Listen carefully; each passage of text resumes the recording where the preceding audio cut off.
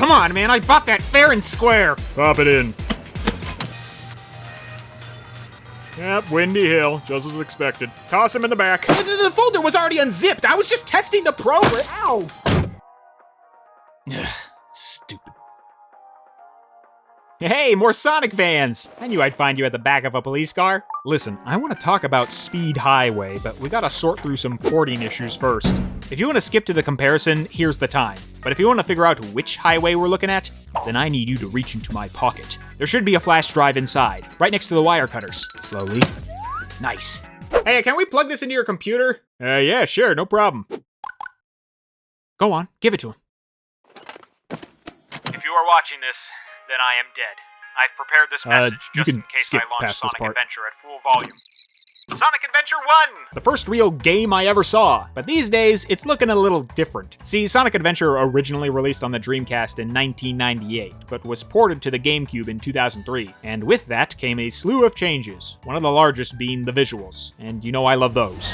So, I'm late to the party here. You probably even know more than me. The changes from the port have been reported already. The report was re-reported again. Another re-report recently re-reported. Basically, there's a lot of great videos explaining the changes, and I'll link them below, because I won't be going over every little detail here. What I will be doing is using both versions to compare. We'll mainly follow DX, but after each segment, we'll check in with the original Dreamcast version to see how things felt back then. I'm running the DX copy off my Xbox Series X, which means I am using backwards compatibility to play the 360 version, which is actually a port of the PC release, built from the GameCube port of a game that came out on the Dreamcast in 1998. Oh boy. As for the original adventure, well, I don't own a Dreamcast, so I found this copy lying at the bottom of a ditch somewhere outside. It runs fine on my computer, my Dreamcast, and I actually do have a Dreamcast. I forgot to mention that. And I didn't add anything to it. Just stay as vanilla as possible. I mean, you couldn't add anything to it. It's just how would you even do that? So the aspect ratio is going to stay the same, as it was built for this size in mind. So that's what we're gonna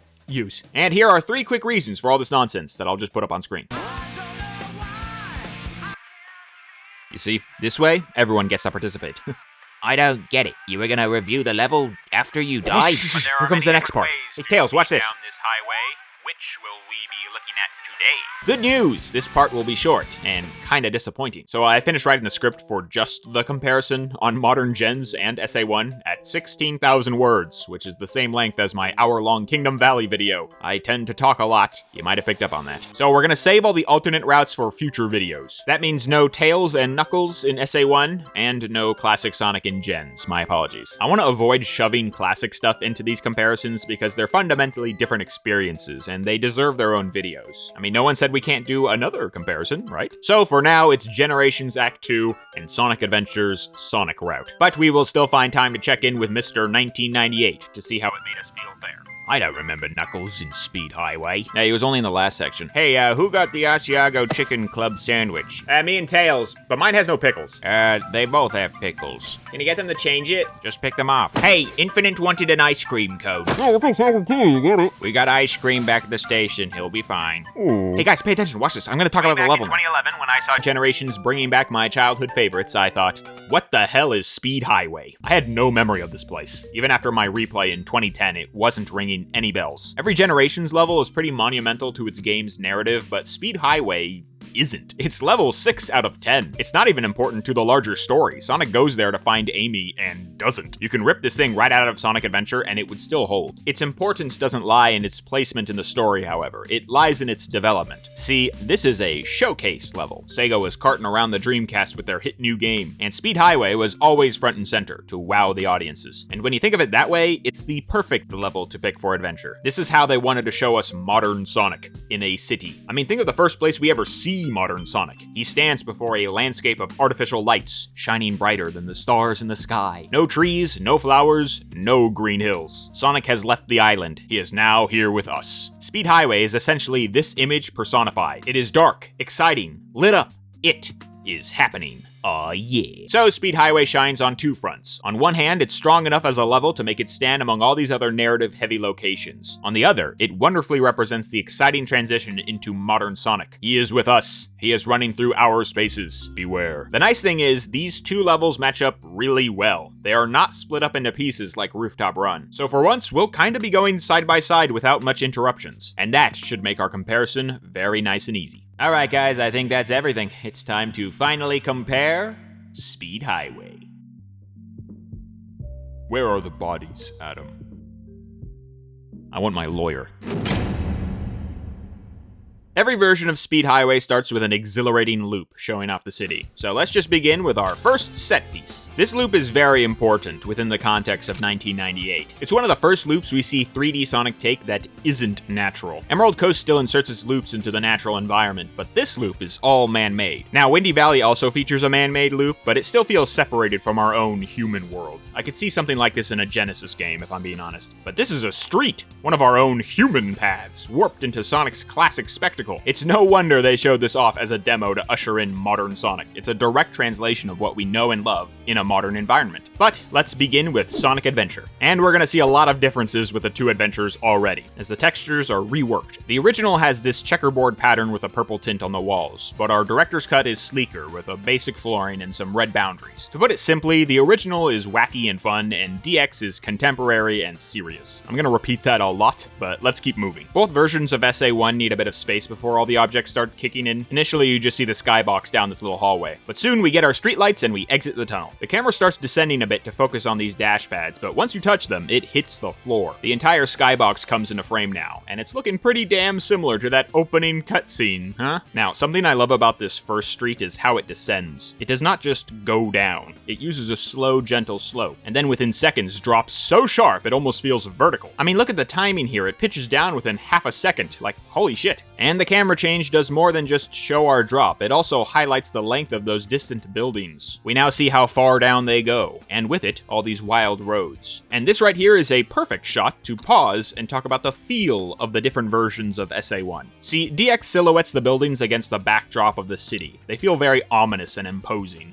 It doesn't help that the spotlights and signs are brighter than the building itself, but either way, you don't see a lot and you're running into the unknown. It's kinda scary. But the original says it's party time. The buildings are lit up like a Christmas tree, and with no darkness covering them, it really demonstrates how tall these things are. They stretch way further than you think they do in DX. The textures on the roads are a brighter blue, the lighting doesn't feel artificial, it's totally showing off, as it was supposed to for 1998. So I'd say the original's Speed Highway is a loud, fun mess of the nightlife in Station Square. It always keeps things vivid, shiny, and in view. I mean, it feels like they ripped the physical buildings straight from the skybox. But if you played DX first, then Speed Highway is much more muted and mysterious. You never really see where a lot of these highways are heading until you reach them. It feels like a harder level than you'd expect. In a way, I would say DX focuses on the danger of the track, where the original highlights the life of the area. This is Speed Highway, Level 6. This is Station Square's Speed Highway. I understand that a lot of these changes were unintentional bugs, but regardless, this was the impression DX was giving to people at the time, so it's how some kids experienced it, and how they might remember Speed Highway. Alright, let's actually talk about this loop, because compared to the drop, it's pretty small. The twist is tight, and we get like 1 second on this thing. It just goes to show that the drop is the highlight of the set piece. The loop is just the result of it. One thing I love though is that it changes the textures of its boundaries just for the loop. It goes from the red and white go to the yellow and black caution. For any other sucker speeding down the highway, this says look out. But for Sonic, this screams, try me. And he does, before continuing down the road. But hey, I feel something on top of my head, don't you? Is that another road? It is, and you can get to it by jumping on your first descent and landing on these 3 platforms. You can get a magnetic shield at the end here, but otherwise they just line you up for another drop. That ends where we just were. We do get a nice road sign arch here, however. We get one at the bottom path too, but it's barely noticeable as you speed right past it. Here it stands alone between our 2 buildings. There's no missing it from this angle. Continuing with the road has us curving and launching up. The curve is marked clearly with this line separating the slope. Basically, it tells the player that these roads aren't flat. They will curve, and we want you on those bends. And we know this because they put dash pads on it. Thanks, designers! This is happening! We're almost done now, but there's one last thing I want to touch on. These two buildings. They are not just there for decoration. With a little finesse, you can land on these things. You can even use your spin dash to travel vertically up the walls. And the developers knew this because they put 2 life capsules on both sides of the building. Not only that, they hide another one with some extra rings on the center sky bridge. It ain't just for show, people. It's playable geometry, and the designers want you climbing up there. They trust us! Biggest mistake of their lives. Anyways, we've cleared the first loop in 1998. Let's now see how they honored this thing 13 years later, in Generations. Ooh, thumbs up, thanks Sonic. So our starting hallway seems to be pulling from the DX port, as the ground is paved over and the boundaries are red. The walls are also emulating the same silverish color, but are more detailed with all these slats and boxes. And when we exit, holy shit, what a sight. We have evolved past skyboxes, people. The cityscape is physical and now sprawls all around us. We get tons of varied buildings with diverse rooftops. They all hold that boxy shape that Station Square has. We also see some incoming highway roped between the open spaces. And we even see our double-sloped building waiting for us down below. The double building motif is used further in the background. We see 3 pairs of buildings in a similar manner, angled in different directions. It's like they saw those starting towers and said, okay, this is how we're gonna build our city. Alright, let's move our legs. Now onto the descent. It's feeling a bit slower this time because it's not as steep as our SA1 counterpart, and it holds that angle for a while before you begin the loop. But that's because it wants you to catch this guy hovering beside you. The helicopters of the original Speed Highway are huge, so kinda like Kingdom Valley, I'm glad they teased the star of the stage in the first couple of seconds. But he doesn't just track you from up high. Just like in the original, you can grab onto his landing skids. Doing this will ferry you right over this entire start and drop you on this rail. But like all Sonic tricks, you gotta be quick, as you can miss your grab and watch Sonic plummet down below. But I'm not done with this road, cause there's street lights repeating separately on either side. As always, the spacing enhances the speed, but the light they're casting is very obvious. In fact, when it catches your dust cloud when you exit the tunnel, the sudden bright shine kinda simulates this helicopter shining a spotlight in your face. But dust, lights, whatever. It's loop time. The twist was a fun little bonus in SA1, but in Gens, it's big and important. It takes 4 dang seconds until you're back on leveled pavement, and I'm glad I hit this after Skyscraper Scamper because now we get 2 great examples of using the camera to make a loop feel big. Skyscraper Scamper remains wide and far away, kinda like SA1 does a lot to demonstrate the massive size of this road. But Generations' loop is thin as hell. The 3 starting dash pads nearly clip into the boundaries here. It's such a tight space. And oh my god, does the camera get cool. It's one of my favorite camera shots in the entire franchise. I'm just gonna say that right now. Why, you may ask? Because it's one of the rare loops in all of Sonic that doesn't pull back. It pushes in. It also doesn't follow him straight from behind. It's angled on Sonic's left. This is gonna help us feel the twist as we take it. We get that helicopter flying by on the side, basically leaving us behind as we start to take this thing. Things are feeling scary now. And then boom, screen cap it and throw it on a magazine. This is one of my favorite shots in all of Sonic. Like, look at our road. It stretches diagonally across our screen from one corner to the other. That's a big space. Look at that distinct curve. Look at how the perspective widens and narrows our street. And look at that building. It ain't sprouting from the bottom, it's poking out from the side. By the way, this building is not even the one next to the loop. It's the tallest one on our right when we started. You can see the billboard right here. What an angle. What a view. And that's exactly why it's one of my favorite loops in the series. It's one of the rare times on an ascent where we start to feel what Sonic's feeling. This is what he sees when we watch him from here. Ah, so good. Alright, enough with the loops. Let's finish up like SA1 and spot something looming over us. That's right, it's another road, just like the original. We can get there by jumping at the start and grabbing this rail above the descent. You really feel this rail with the camera too, as the angle helps bend it not once, but twice before we're back on the street. Looks great. There's also this fun incline at the end. It just needs a lane switch left and you're sent towards the next rail immediately. Otherwise, you just shoot on down to the other path. Alright, how much have we covered so far?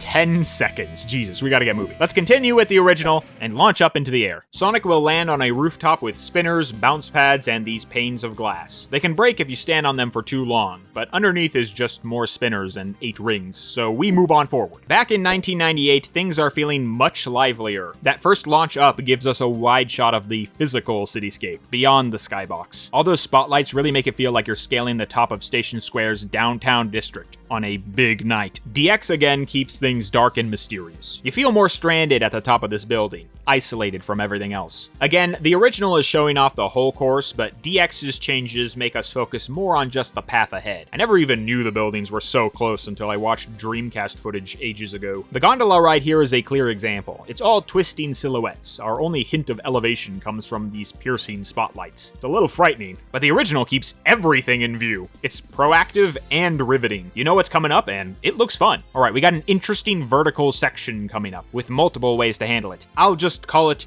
Run and Roll Road, and we're not gonna think about that too much. First, the original. Let's prepare for some adventure-era wall running. These things take a bit of finesse. You must grab items, avoid obstacles, and keep your speed to take full advantage of them. We've run on walls before in SA1, so this is nothing new. Still, they lay this one out for you, in both versions. Even DX's darkness doesn't hide what's up ahead. So let's take it. Running low will net you some invincibility, but going higher will have you hitting these speed shoes, which are perfect for what's up ahead, as we're about to hit some long runways. These things feel like they stretch on forever, mainly because the camera is far back, low, and hiding the rest of the highway. It also feels like you're running deeper into the city, but you're actually just looping in place, as seen from before. However, the road closes you off from the environment, and for once, even the Dreamcast version hides the buildings in shadow. And with the repeating streetlights, it can feel endless, even surreal. The next Sonic creepypasta should feature this road, that's all I'm saying. Highway EXE, anyway. Completing this runway will drop you onto a different street, but guess what? Generations has some wall runs too. Let's see how they tackle the area after the loop there. So in 2011, we got a building with 2 wall runs on either side, and they're accessed through 2 different routes. If you simply take the starting loop with no tricks, then you'll end up on the bottom road. Right before we take this turn, I want to zoom in on the background. This long snaking highway resembles the same one we saw back in SA1 on the gondola. It's only there for a second, and I don't even know if it was intentional, but the shape fits. Alright, let's go. Wait, let's stop again. Check this out. You can't see the turn coming up, right? But you can see these 2 giant signs with arrows signaling the directions you gotta take. A little bit of subliminal messaging there. Alright, sorry, enough pausing, let's get our ass on that wall. Oh, and check this out too. The camera zooms out so we can fully capture this curve in the road. And this shot helps us prepare for the wall run we're about to take, so it isn't jarring. We can see the camera change coming up. Oh god, I paused again. Okay, we're gonna actually wall run this time. The camera pushes in to follow behind Sonic as he boosts down the path. Every panel he crosses, windows will explode behind him, similar to those glass platforms in the original. There's 3 bombs on this path, and also this one odd dash pad hiding up above. Maybe for some extra speed, who knows. It's important to note that in Generations, you can eat bombs and keep going, unlike Unleashed. It's in line with the Generations ethos I have mentioned before. Don't stop the party, keep going. The road will curve back to normal, and then we'll take this huge spiral we saw in the background earlier. As we do, we get signs, arches, and other highways to keep our opening varied. So these roads are emulating the highways we saw after the wall run in SA1. The camera shot is near identical, with the highway taking up half the screen, but this time they shorten the boundaries so you can see the city all around you. It also curves up, while SA1 twists down. Once the path levels out, you run into this giant yellow scooper thingy. But there's another wall we gotta run, so let's reverse back and take the rail after that starting loop. I love a lot of the shots on this rail, especially the opener here. So many lines pointing left towards your destination. This level uses the surrounding environment to help signal the directions they want you to go. Also, fun to note that the highways in Speed Highway never escape you. They're always watching you from the background. You can catch them in nearly every scene. It helps sell how crazy this level is. Alright, back to it. Wait, stop. Okay. Oh, Adam's pausing again. But come on, man, look at that. Visual direction. I also love the incredibly obvious coffee sign that points directly towards your rail switch and screams boost at you. Also, this freeway in particular, this is gonna be really stupid, but this freeway in particular, the sides of it curve up, and the supports lock in around those inclines. It can almost be visualized as like a giant slide. Radical! Okay, I'm done.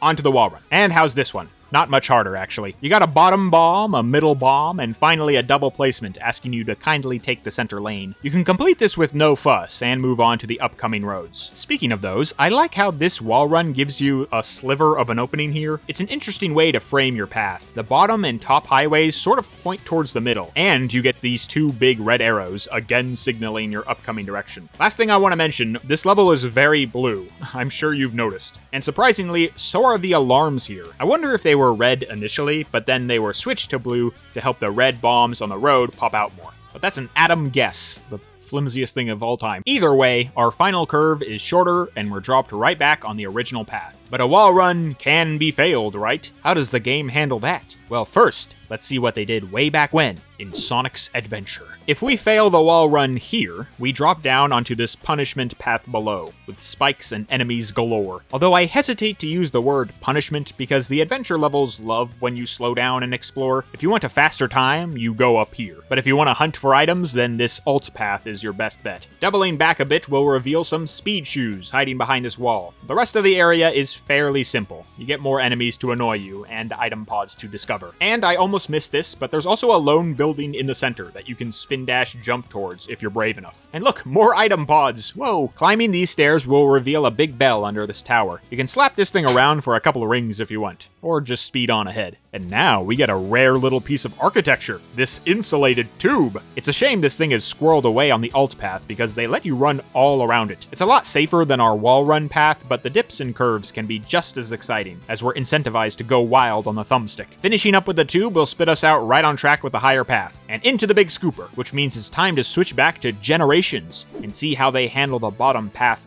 there.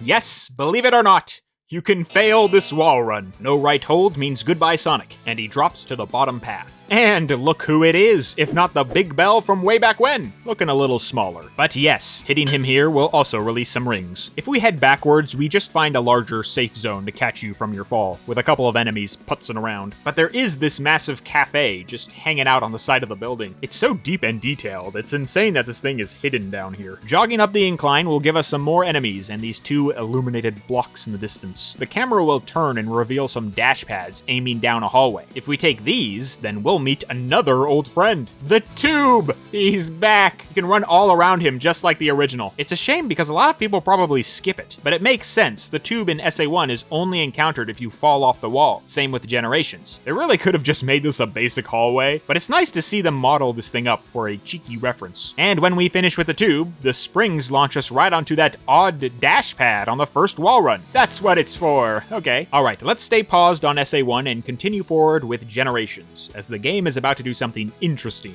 and we want to stick around for it. So Sonic's next goalpost has him curving around this bend and speeding up this trick jump panel. By the way, 1, 2, 3, 4, 5 distinct arrows pointing you forward. So good. And remember the boundary shortening I talked about in Dragon Road? Happening here too. Okay, enough. The panel.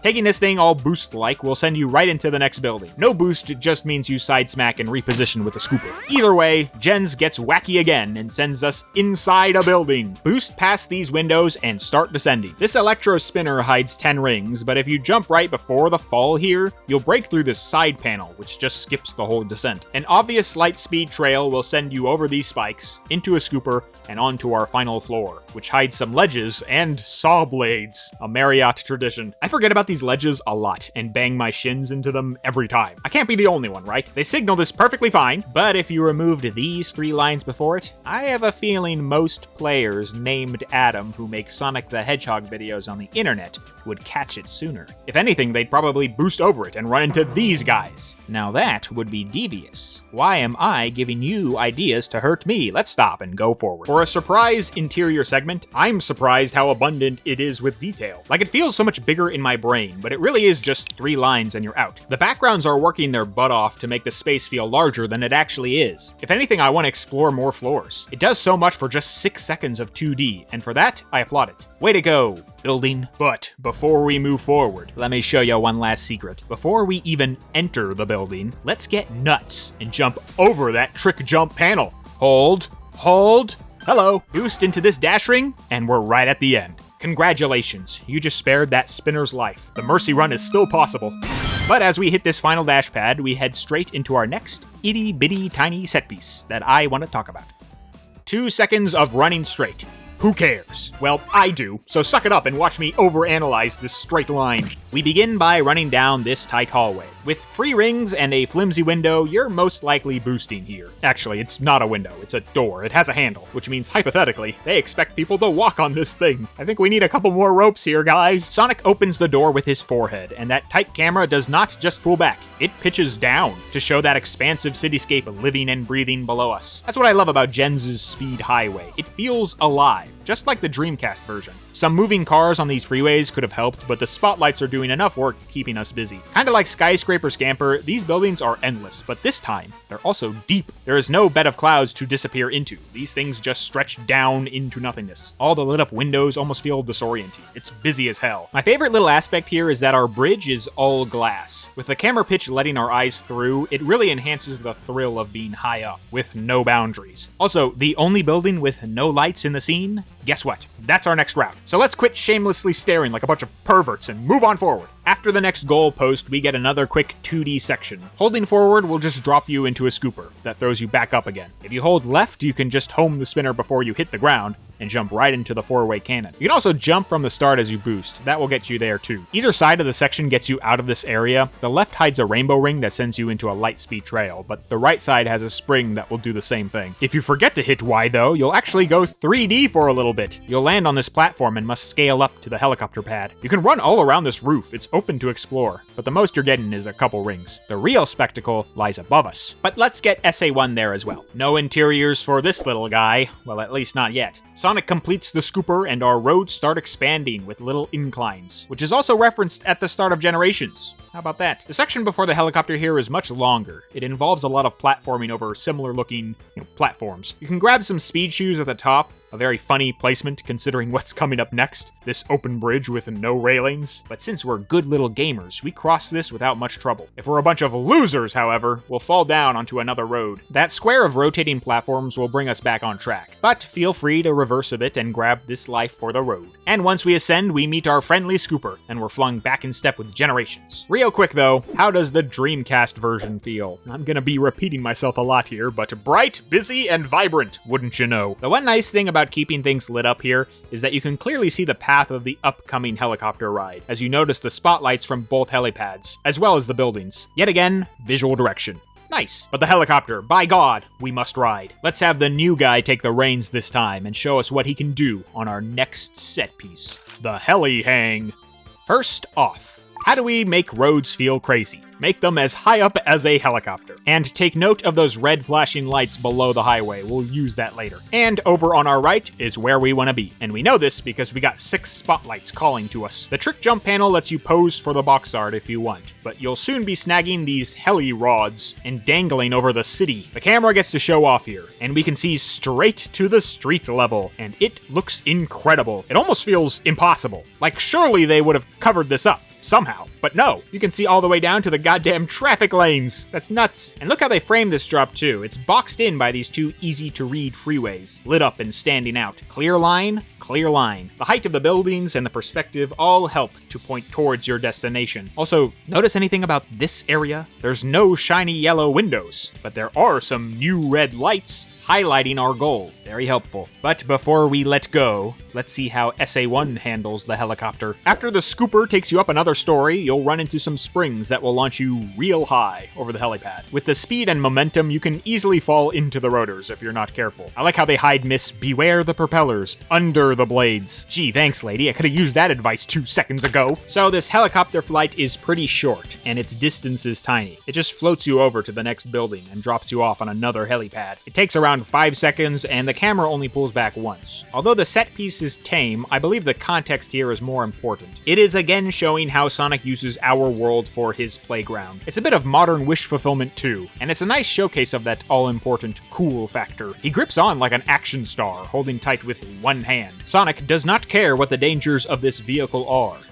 Clearly. It's just a fun tool for him to continue forward. And just to check back in with 1998, our helicopter is looking a lot sleeker here. Like, super sleek. The SSPD certainly polished this baby up. The helipad, however, is textured to all hell. DX feels much more cohesive and realistic with its coloring, but the original is near funhouse levels of crazy. Checkerboard patterns, 6 different colors, rubber helicopter. It's also late 90s, so in your face. And finally, we complete our little ride and find another roof with arrows pointing towards a rocket, where you can join me and every other kid who sprinted right for the handle and flew straight off the building. Not much to say here. You got some enemies, some speed shoes, but the camera, arrows, and billboards all want you to head left. So that's what we're gonna do. Plus, we got a bit of legwork before we fall down with Generations, as when we take this rocket, we'll encounter another tiny set piece.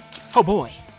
Super short, super small, but I want to mention it because the pathing is memorable. Sonic takes the rocket and drops off onto a distant highway. The camera pulls back to emphasize that initial burst of energy, and then closes back in. It never twists itself, instead just tracking Sonic as he does all the twisting for us. And before we level out again, we are fired straight up into the air through this upwards bend. What I love about this little set piece is how slow Sonic takes this corkscrew. I think back to those loops in Emerald Coast, you fire through those things real fast. And you should, it's the first 3D loop you ever take. But this time, Sonic jogs through it. A corkscrew is sorta like a loop if you stretched it out, so it makes sense that he's taking his time. The camera also doesn't zoom out to observe the moment. It travels through the center of the corkscrew with you. So this part is also featured in Generations, but way later, like right before the end later. As you race down the final highway, you finish with this twist. Same exact spiral, same exact camera shot. It's one of those rare Sonic set pieces where just the pathing is a reference. You can decorate it any which way you want, but players will catch it because they remember how that corkscrew felt back in the day. But now that we're up in the air with Sonic Adventure, we can finally fall with him in Generations, on the bottom bun of this triple set piece sandwich, the heli drop. I had to cut these up because SA1 does this later, but let's follow Generations for now. So, Sonic lets go of a helicopter and falls down. But as we descend, we spot 3 platforms floating in midair. Missing these 3 platforms will just have you hitting the helipad below, but the dash pads here will immediately set you on your course. However, grabbing one of these platforms will let you home these spinners and rainbow ring all over these cops. Stunt on those speeders, Sonic. The funny thing is, if you fight these enemies, they won't stop spawning. The level will just keep sending out cop speeders. So if you want to take out some aggression, you can hang out here. Boosting past these dudes will send you through more windows in this hallway, which share the same interiors from that cafe at the start of the level. After eliminating every piece of glass, Sonic speeds right up to a drop-off. But let's not take it without our big brother in tow. SA1, back to you. So Generations is not referencing the drop from the helicopter here, it's referencing the fall after the corkscrew. You plummet down to a similar circular building, and there is an elevated platform to land on, which, you guessed it, has spinners. Homing between these guys will let you slowly bounce towards this platform with a life on it, and dropping from here puts you right on track to exit the area. If you miss the platform, however, you will enter that circular building below you. The road ahead isn't anything special, it just curves around to enter where the shortcut led. But why isn't this street connected? If it's open there, then maybe they expected you to enter from the bottom? Uh-oh, is that another road below? What's going on here? Well, if you fall or jump off the corkscrew, you'll actually land on a big flat rooftop with a bunch of cop speeders and item pods just hanging out. A nearby red gondola will transport you to that mysterious road we saw. After a brief turn and back-to-back scoopers, we've solved that opening. Good job, everyone. And before we move forward, 1998 called. It wants its color back. We get a more active, more congested cityscape. You can feel the buildings blocking you in and yelling at you with all their lights. It's a loud level, there's no denying it. Otherwise, our textures are a lot less muddied and things feel more gamey. The Dreamcast version definitely feels like it evolved from the vibrant world of the Genesis. But prepare yourself, because once we take this rocket, we're joining Generations at the top, and we are no longer climbing up. We are going down! This is the part, everyone. Take your seats. So each level's got a jaw-drop moment, right? This is Speed Highways. Hell, this is Sonic Adventures. Sonic sprints down a skyscraper, vertically, so fast that it's visualized as another road. Both games tackle this set piece wonderfully, in unique ways. But let's start with the original. SA1 uses a whole new map for this part. You run into this ominous hallway, and after a loading screen, you stumble into this glass box. You can actually walk backwards before climbing onto this thing, but you'll just be saying your prayers to some houseplants. We must move forward, Sonic. These glass panes are the same ones from the start, too, which means they will break after a second. This also means that there are actually 2 of them, side by side, instead of one long floor. Anywho, a bit of pressure will shatter what's below us, and for a second, Sonic plunges down with nothing but the howling wind. But quickly, we hear that high-pitched whir of the music starting, and Sonic connects his feet with the vertical wall. They also time the first drum beat with Sonic landing on the building. Watch. We're doing this shit back in 1998, can you believe it? It's awesome! And then boom, we're gaming. Helicopters will dangle dangerously close to the buildings, and barriers have to be avoided as you keep running. Upside down. The funny thing is, these barriers barely even stop Sonic. They don't even hurt him. Colliding with one will just have Sonic tumbling a bit before going back to normal. Beware, the propellers are dangerous, though. Eventually, we catch a bunch of spotlights in the distance, which all surround this glass roof. Right before we break through it, however, we get a last hard camera cut. A good one too, I wish it came earlier. You see a lot of the wall in these helicopters from below. The camera tracks Sonic while holding its position. It even lets him pass before reeling in from behind. In the coolest way. The damn thing does a full spin before it settles behind Sonic, now viewing him from the opposite side of our descent. It even sort of curves inside the hole you made to follow him. It's so wild, but also smooth. The hard cut before can be jarring, but the twist settles in like butter. Just a couple more rows, and finally you get your bed of glass to crash into. Isn't that great? But how about in 98? Is going down any different? Not really. At least not in the first half. It's only until we crash through the windows that things feel a bit longer. In DX, you can see those spotlights all the way down, but the original ends up hiding them and further obstacles through this red-tinted fog at the back. But hey, we made it! What a run, right? But we're not done yet. We gotta see how we go down 13 years later. To begin, you don't fall, you run into it. Instead of breaking glass floors, Sonic smashes glass windows, and the road below suddenly curves straight down. And oh man, things are looking busy. Check out the building. All the glass is reflecting the environment. It's such a stimulating effect. Sonic comes off like he's free-falling into the center of the city. The one nice thing they did is they kept the opposite building dark. That way when it reflects, we can easily track Sonic without him blending into all that background. And look at the framing here. Every little line is pointing towards the center. It's again padded by 2 clear freeways. And the spotlights even make a little X marks the spot at the end here. Soon we learn it ain't just 2 squad cars, they sent in the whole dang fleet. And my oh my, are we seeing double. This is no longer Station Square, this is Show Off City. The windows are reflecting every light on the cars, every star in the sky. The camera finally zeroes in on Sonic's face and gives us that iconic shot, but this time with the danger all around him. It's such a fantastic switch up. The police are no longer watching Sonic run,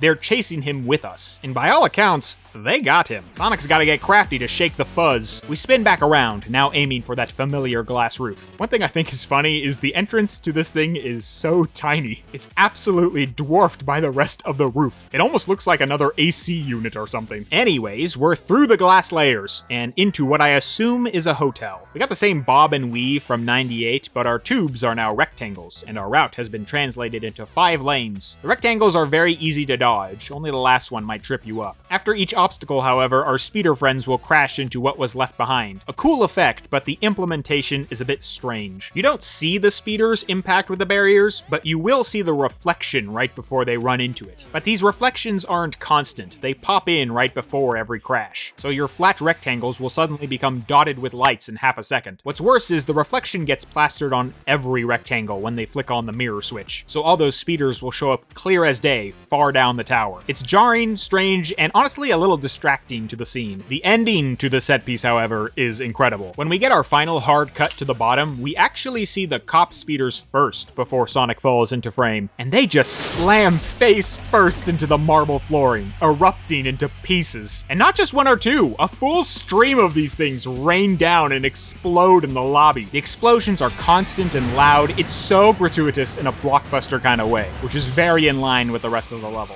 And that is going down in 2 different eras. And oh my god, what a ride. It's such an iconic set piece. It's one that expands beyond the level. Just like with the Mad Convoy in City Escape, you don't just see Speed Highway, you see Sonic Adventure. It's an action set piece that only feels possible in 3D. It bleeds spectacle, and you don't just watch it, you play it. As to which I prefer, I think I actually love SA1's rendition more. It's so damn ballsy, having you sprint down in 2 different angles, and making you figure it out on the fly. Even letting you move during the camera changes, it's wild. And it also just feels more abundant with challenge. Aesthetically though, I prefer Generations. The blue tint, massive reflections, and blaring sirens feel like they were always there, not new additions. They fit perfectly with the scene. And that interior hotel is gorgeous. Just as the helicopters spotlighting Sonic and SA1 emphasize his rebellious nature, slamming through the ceiling of a swanky dressed up hotel feels right on the money. They should have had him land in like a goddamn wedding cake at this point. He is totally crashing the party. Ah, what a scene. Alright, we're gonna pause Sonic Adventure here, as Generations has a lot more level to go. But we'll be back. Trust me. For now, let's check in with our wanted fugitive. So Sonic survived his shower of auto parts. Before him are 2 red carpets, 2 wide open doors, and a little arrow in the distance. Yet another place that is incredibly detailed for something you fly right by. You see a lot of cars parked and ready to go on the sidelines. A bit of foreshadowing here, so keep these monsters in your mind. The turn is tight and you're quickly launched from some jump panels. This begins a very short freeway segment that connects to our upcoming 2D section. But,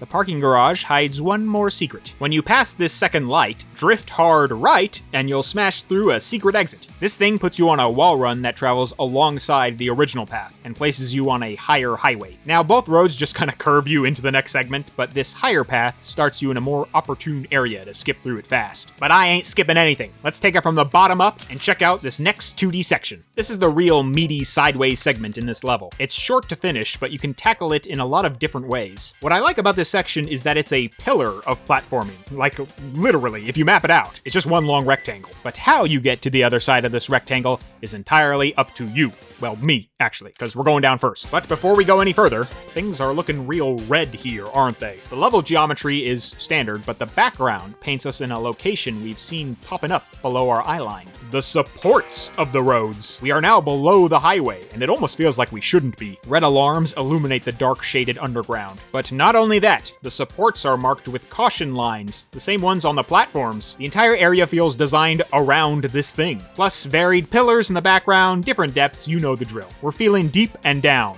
and we gotta get up. The initial rotating platforms are easy to handle, but the yellow set is longer and can flip over if you wait too long. But I only just learned recently that falling down is not death. Falling down here is, but failing the yellow platforms will just drop you onto a rail below, which will automatically sling you up into this little collapsible climb. Completing that will just send you towards the bounce pad you were aiming towards anyways, as we bounce up again and catch these 3 elevating platforms. Climbing out is simple with this dash ring, but I always wondered what this guy was for. There's no reason to go over there. Keep him in mind for later. Finishing the climb will have you propelled up by a dash pad and over to our exit spring. The arc up here is smooth, but the walls are sharp. I was wondering how Sonic ramps up so beautifully when I caught this little guy hiding in the darkness. Give it up for the world's tiniest staircase, everyone! You get a great cross-section of those outrageous freeways in the background, and then the world's biggest signposts ask you to keep moving forward. Springing up will allow Sonic to grab this miraculous rocket flying out of nowhere, smashing through these windows and onto the next highway. But there is always more to explore, my friends. Let's reverse back, all the way to the parking garage. Taking our secret route here will place us on a higher path for the caution clamber, but this one is tricky. The yellow platforms here flip faster than ever before, and 2 cop speeders are waiting for you to smack into. If you're boosting, you will take these guys out no problem, but you will be sent over to the bottom route, smacking into this pillar and landing on that weird 3rd platform. That's what he's for. Taking it slow will have you spotting this set of wall jumps above. It's high up there, so you need to jump quick if you are smashing through speeders. Secret route, here we come. You'll fly up and smash through these boxes, but beware, the platforms are dangerous, as they will flip fast like their counterparts below. A bit more spikes hide around on this layer, but you'll spring up one more time into the open air. Ooh, baby, look at that skyline. Look at those highways, twisting and curving all over the place. You're never getting away from them. One last yellow platform seems precarious with its positioning, but failing it will just drop you onto 2 cop speeders. And back up you go, where we'll find a rocket, hungry for property damage. Grabbing that will put you on a road higher than the caution clamber altogether. It loops quick, and be ready, because this is where the actual skip is taken. If you simply boost forward, you will fall into this strange 2-dimensional highway with a dash pad pointing out of bounds. It's really weird with its positioning, but when you take it, surprise, it's the massive signposts, and you're back on the bottom exit path. Hey, but what about our skip? Well, let's reverse back to that loop and get ready to jump. Nabbing this rainbow ring right at the end will place you on the actual skip. It soars over that little trap we fell into earlier. But even if you miss the ring, slow down on this rooftop, as you can actually home across some spinners to get to the skip. And with the goalpost, you did it! Whew! Do you see what I mean by pillar? It's a big climb to the top with 2 exits. If you can successfully chain your way to the top, it can feel very satisfying, as this route has a lot of short bursts of energy that reward precise timing. The caution clamber also expands upon the setting of Speed Highway by showing us what's holding up all these crazy roads. And climbing up out of view from the supports feels rewarding when I take that top path. Very neat. But we just sent Sonic through some glass, so we should probably catch up with him on the next highway. Alright, this final section is insane with how layered it is, how the layers interact with each other, and how you get to them in the first place. Let's chop up all 3 routes on the Tri-Street Tollway. Yeah. Alright folks, bottom to top, just like before. Let's begin with the lower path. If you came from the lower half of the caution clamber, then you will land on Route 1. Immediately, you'll catch some real-life cars zooming past you. That's right, the garage has been emptied, the vans are on the road, and they do not stop for hedgehogs. Colliding with these things will empty Sonic's pockets, they are a real hazard here. But the constant stream of cars provides a fun opportunity to bob and weave between traffic. It's something that I was hoping to see from Skyscraper Scamper, and it's cool to finally experience how that would feel. It's also also way too short. You do 2 curves and then you're done. I wish they extended this more. It's again fun wish fulfillment. But at the end, the cars exit through the right and we continue on the left. These dash pads will give you the short enclosed wall run past these office windows. Man, if they got a bit tighter with the camera here, it would feel like something right out of Unleashed. After the curve, you'll bounce up to find 3 copped speeders and a pulley. Good news is there's invisible walls all around, so if you boost by accident, you'll bonk yourself back into safety. We got one last little stretch here. If you jump before the dip, you can hit these rainbow rings and get placed right on the end. But boosting forward is much more cinematic. They rack up a set of speeders for you to bowl over, and when you curve up, you bounce backwards past this giant flashing sign that says Speed Radio. The camera even zooms out a bit so you can get the full picture. And which word does Sonic fly through?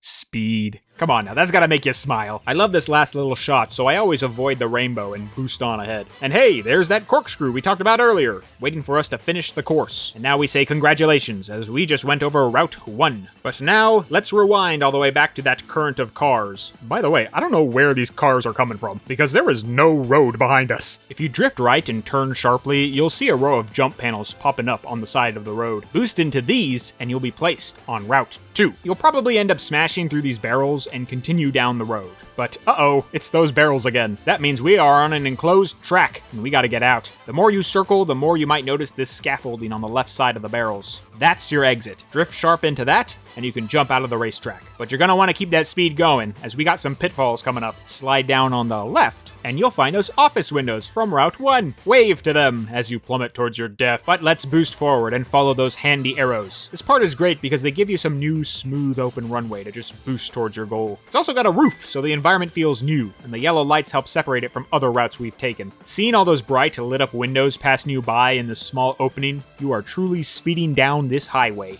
Bravo. This thing drops you right back to Route 1's ending, and straight towards our corkscrew, and that's Route 2.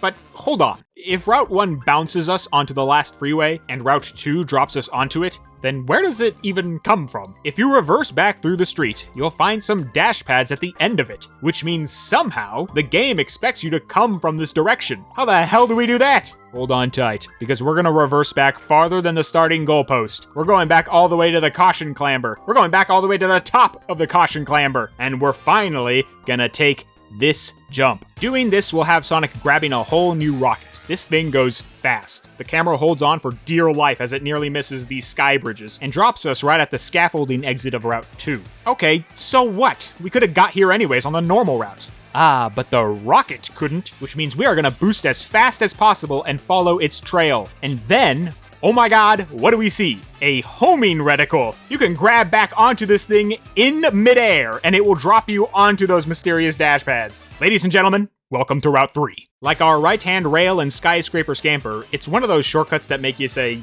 you can do that? It's a magical thing, and it skips over so much. It also looks sick as hell, too. You almost never get to re-grab a rocket in the series. You typically let these things fly away. It's a phenomenally constructed shortcut. It rewards your reaction time, it plays with the track elements of the past, and it gives us 2 new city shots as we dangle around. Ah, it's so cool. I'm saying that a lot this video. But there's no getting around it now. Time to take the final corkscrew and finish the level. You race forward, finally get in where all those highways were leading. The 6 spotlights paint the exit, and the symmetrical streetlights stand to watch as we complete Speed Highway.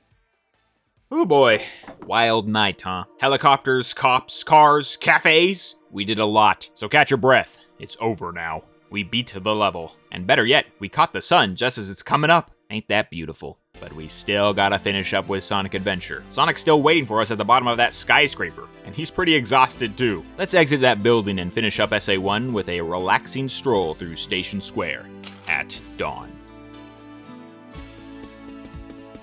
It's such a shame this part wasn't included in the remix, but I can understand why. This isn't Speed Highway, it's Station Square. While you were up and above dangling from helicopters and speeding down skyscrapers, the city continued, like it always does. I know I don't bring up the music in these videos, but it's essential here. It blankets this finale in a warm, melancholy tone, matching the very skybox that surrounds you. Dark clouds dissipating as sunlight creeps in. The keyboard feels like it's walking the streets with you. The beat lives in those endless cars. It's the kind of shit that makes me write stuff like that. You know, it touches you, but we'll stay practical for a moment. This area is essentially a tight platforming section, layered with secrets and stuffed with enemies. You just need to make it to the other side of this block of buildings, and you're done. There's plenty of fun shortcuts you can take towards your goal, but the real joy comes from exploring this chunk of the city. What's funny is this section is like proto-Sonic 06 level design. It's not a course, it's absolutely a map. The item placement feels straight out of 2006. I don't even want to point them out, I'd rather save the fun of finding it for yourself. Thankfully, scaling the buildings isn't too difficult. Our start even features a dash pad that will curve you right onto the first rooftop. Besides the odd open bounce pad, a lot of the track elements are tucked away or stuffed far above you. You have to find openings to climb. The buildings aren't bending their knees. The spaces are also very narrow. It makes that never-ending current of cars at the bottom a real hazard. These cars are referenced in our Generations remix, by the way. You can catch the Volkswagen van and these sedans there as well. In terms of gameplay, it's a very unique way of structuring the level, and alongside the music, it feels like it's from an entirely different game. It's kind of a risk to attach something so wistful after one of the brightest nights of your life, but it comes off feeling like a pat on the back. A somber reward, in a strange sense. But even in the vibrant world of the Dreamcast, the music track is doing a lot of heavy lifting, because the melancholy feeling is still there. A lot of textures got reworked, however, as the original is much louder and more vibrant with its color palette. Sure you've heard that one before? DX, as usual, mutes a lot of things and bumps up that gray fog. In that sense, I prefer the director's cut more, as I think the dim and empty atmosphere pairs well with the somber music. It's a comfy space. There's no doubt in my mind that people just hung out in this thing for hours when they were kids. I think what truly makes this area special is that it's the one place where Sonic slows down. There is no pressing time limit or high-stakes thrills. You are free to explore the city. A city that was fixed before in the hub world, frozen in single scenes, but now wide open for you to delve into. And for once, it doesn't focus on Sonic. It's preoccupied with itself, and it's strangely comforting. Sonic was an intruder above, but there are no spotlights on him here. The enemies feel just as small as you in this big place. The geometry makes room, but it doesn't lose itself as this living, breathing city. It's a world space first, and a Sonic level second, because At Dawn is not Speed Highway's ending, it's Speed Highway's epilogue. What a picturesque, unprecedented way to cap off Sonic Adventure's Speed Highway. And if you spin dash jump right here, you can immediately finish the level. Game on, gamers!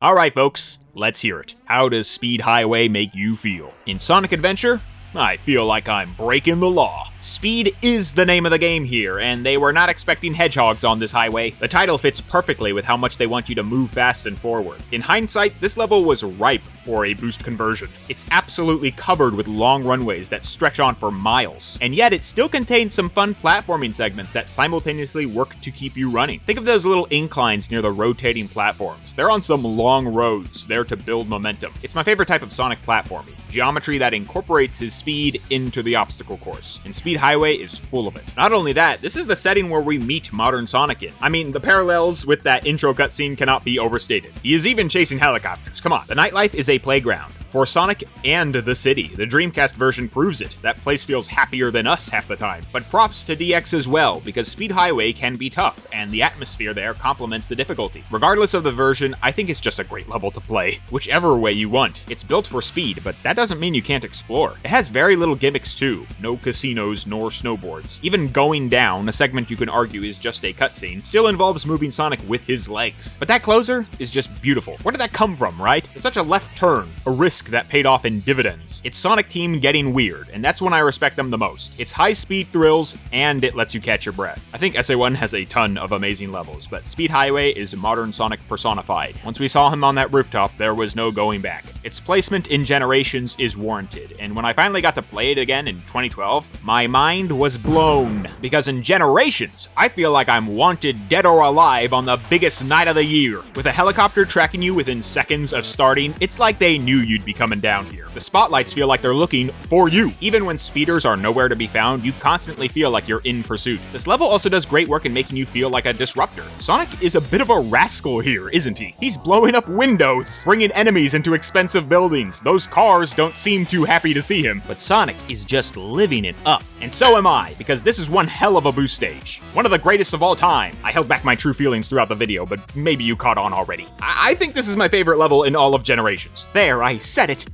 It's got everything I wanted. Long curving runways, cinematic set pieces, insane, intentional shortcuts. The 2D sections can be conquered or skipped with precise inputs, just like Unleashed. And it likes to look at itself, and I sure love looking at it. Think of the amount of times I paused to look at the background here. This level is so up its own ass with the environment. It's Stimulation City, and yet it feels cohesive with the cold color palette. I feel like settling on blue was the smartest pick. It helps all the bright yellow pop out more. It's busy, but it's not. I know that sounds insane, but with every light shining, it somehow never becomes distracting for me. But I think the thing I respect most about Speed Highway is that it feels the most like a goddamn level. It's a level 6 in a sea of ones. In a collection of classic levels spanning years of adventures, it reaches past any narrative focus and shines as a straight-up stage. It slapped the resume down and made its case. You saw what I can do, put me in there. Like it's grabbing Generations by the ears and shaking it. I thought we were doing levels, not cutscenes. Because in the end, I don't think Speed Highway is in Sonic Generations because it's important. It's in Sonic Generations because it's a good fucking level. And once the F-bombs fly, we must end the show, as that is how we'll leave things today. But how does Speed Highway make you feel? Maybe not as crazy as me, but surely you felt something. Come on, I can't be the only fan here. By the way, don't take any of that passion as digs on anyone else. I can scream like this for any Generation stage. I think they're all top tier. I just think this one might be a little bit more top for me. But we're not just talking about Generations, we're also looking at Sonic Adventure. What did you think of that stage? Would you improve upon anything there? Would you take anything out of the Generations version? And another thing, which version of SA1 do you prefer? This I am very curious about. I haven't encountered any DX defenders yet, but you guys gotta be out there somewhere. Admittedly, I know this is kind of a big deal for some people, but I don't have any strong preference either way, so I'm all ears. Feel free to let loose. Also, happy birthday to Sonic Adventure! Well, belated. Everyone send your well wishes, save the Burger Man, salute Gamma, you know the drill. Alright, I think I'm gonna finally take like a week break and come back with another Unleashed analysis in January. This one will be easy breezy, trust me. But hey, happy holidays. Hope you have a good one. And I've said it before, and I'll say it again. Thanks for all the support. It's been so much fun making videos and just talking to you guys in the last 3 months. Can't believe I made 6 big Sonic vids in that time. I'm only really looking back now. Here's to many more. Let's keep the conversation going. Cheers, love ya, see ya later, bye-bye!